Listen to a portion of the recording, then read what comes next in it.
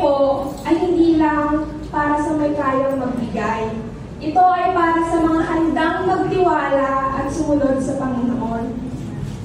So, kahit anong amount po yan, give it to God and trust it to God. And when you feel like you don't have enough, give it to God who is more than enough.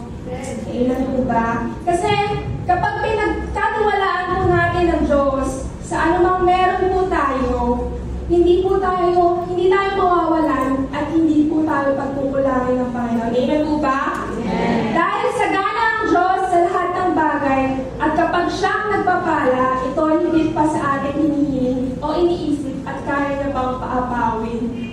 And remember po yung story sa John chapter 6 about Jesus feeding the 5,000 people. The boy with 5 small loaves and 2 small fish. Sa laki po ng crowd, parang sa isip po ng tao, kulang yung dala nung boy. Pero ibinigay niyo po ito kay Jesus ng may buong pagtitiwala. And alam naman po natin yung next na nangyari.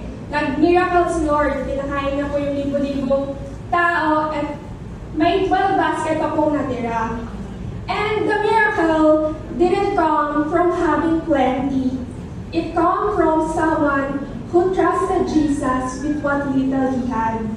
And ganito rin yung nangyari dito sa verse na binasa natin sa babaeng palo sa Mark 12. Habang iba nagbibigay sa sobra nila or out of their wealth, yung babaeng palo, nagbigay siya kahit halos wala nang natitira. Nagbigay pa rin siya.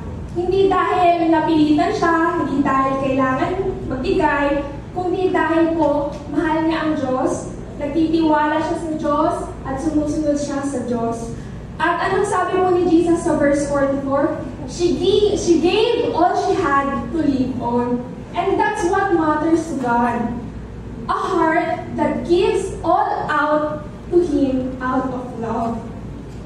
Kaya ngayon, dalhin po natin yung mga tithes and offering natin and gagawin po natin ito hindi po dahil kailangan, kundi dahil mahal po natin ang Panginoon. Mahal ako ni Lord, mahal ko si Lord, kaya ako magbibigay ngayon. Amen po ba?